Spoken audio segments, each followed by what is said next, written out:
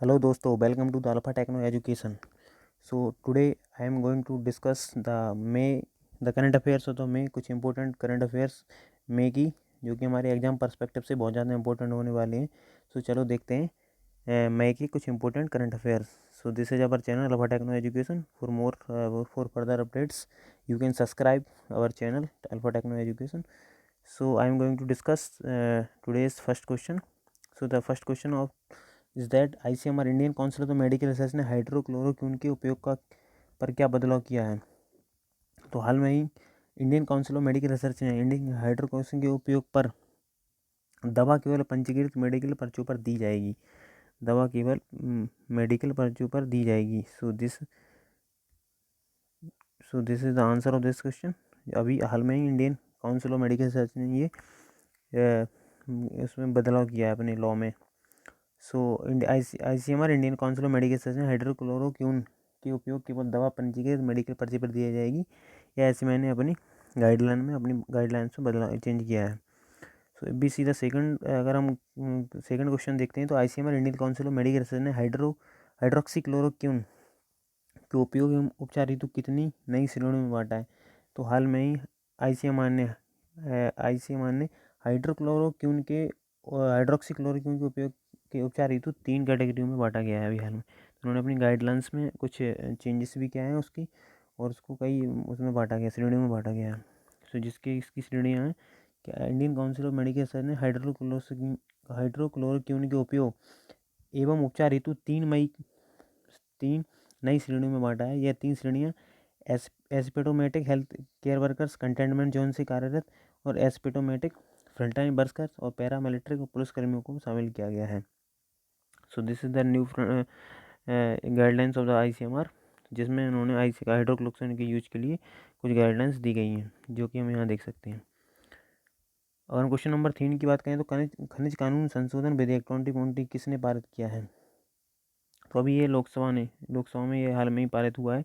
इसके द्वारा पहले क्या होता था, जो हमारा कोयला संबंधी जो भी अधिनियम थे जिसमें खनिज संबंधी अधिनियम है, तो उसमें गवर्नमेंट कंपनियां ही इन्वॉल्व रहती थी. तो उसमें public private PPE public private partnership को इन्वॉल्वमेंट करने के लिए उसमें कुछ लॉ में उसके चेंज किए हैं जिससे प्राइवेट कंपनी भी उसमें जाकर कोयला को बाहर निकाल सकें या कोयला खान से कोयला बाहर निकाल सकें. सो इसमें हाल में ही इसको हमारे लोकसभा में ये कानून पारित किया गया है. सो अगर हम देखते हैं क्वेश्चन नंबर, तो खनिज कानून संशोधन विधेयक 2020 के लोकसभा में पारित किया गया है, जिसका मुख्य उद्देश्य कोयला खान अधिनियम 2015 के साथ खान एवं खनिज अधिनियम 1950 से संशोधित करना. लोकसभा में कुल सीटें 543. अगर लोकसभा में कुल सीटों की बात करें तो 543 सीटें हमारी पूरी लोकसभा में. हम क्वेश्चन नंबर 4 की बात करें तो हरित ऊर्जा उपकरणों के आयात शुल्क में कितने प्रतिशत की वृद्धि की है. तो अभी जो ग्रीन एनर्जी के जो उपकरण थे उसमें 20% का जो एक्स्ट्रा टैक्स लगाया गया है, शुल्क लगाया है अगर जो कोई बाहर से. तो ये इसलिए लगाया है क्योंकि जो हमारे इंडिया में ही कुछ प्रोडक्शन हो रहे हैं उनको बढ़ावा देने के लिए, और जैसा कि सेल्फ इंडिपेंडेंट और सेल्फ रिलायंस की तरफ जो बात हो रही है उसके द्वारा भी, उसके तहत भी ये एक लगाया गया है, जिससे हमारी जो इंडिया की जो अपने कैपिटल या देश में जो प्रोडक्शन हो रहे हैं उनकी चीज़ों को घरेलू चीज़ों या घरेलू उत्पादों को बढ़ावा देने के लिए. तो हरित ऊर्जा उपकरणों के आयात शुल्क में 20% की वृद्धि की गई है. वर्तमान में भारत, अमेरिका और चीन के बाद तीसरा बड़ा उपभोक्ता है वर्तमान केंद्रीय मंत्री निर्मला सीतारमण. क्वेश्चन नंबर 5 की बात करें, दुनिया में PPE किट बनाने में भारत का स्थान कौन सा है. तो दुनिया में PPE किट बनाने में भारत का स्थान दूसरा हो चुका है, जिसमें डेली 2 लाख से ज़्यादा PPE किट डेली इंडिया में प्रोड्यूस की जा रही हैं.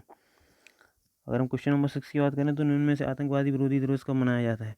तो आतंकवादी विरोधी दिवस मनाया जाता है 21 मई को. आतंकवादी विरोधी 21 मई को आतंकवादी विरोधी दिवस मनाया जाता है. अगर हम क्वेश्चन निम्न में से आतंकवादी विरोधी दिवस 21 मई को मनाया जाता है. इसका आयोजन वर्ष 1919 में तमिलनाडु के पोरबंदर में पूर्व प्रधानमंत्री राजीव गांधी की हत्या 20 मई के दिन ही कर दिया था. उनको श्रद्धांजलि देने के लिए इसका आयोजन किया जाता है. और क्वेश्चन नंबर 7 की बात करें तो इनमें से राष्ट्रमंडल दिवस कब मनाया जाता है. तो कॉमनवेल्थ डे हमारा मनाया जाता है 24 मई को. 24 मई को हमेशा 24 मई को हमारा मनाया जाता है कॉमनवेल्थ डे. तो ये क्यों मनाया जाता है, क्योंकि इस मई को ही इंग्लैंड की महारानी विक्टोरिया 1901 में सबसे पहले राष्ट्रमंडल दिवस मनाने का जिक्र किया था, या उनका बर्थडे भी है 24 मई को, इसलिए उसका राष्ट्रमंडल दिवस मनाने का जिक्र किया था। और क्वेश्चन नंबर 8 की बात करें तो हाल में ही कौन से देश ने अपना स्काई संधि से बाहर आ गया है? तो हाल में ही अमेरिका, जो कि अभी स्काई संधि से बाहर आ गया है, तो इसका आंसर है बी। तो हम देखेंगे कि हाल में ही अमेरिका स्काई संधि से बाहर आ गया है। इस संधि में 34 देश सदस्य हैं। हर संधि में हर साल या किसी कारणों के बाद नित्य हवाई अवलोकन किया जाता है। तो this is the current affairs of the 24 to 26 March. So thank you guys.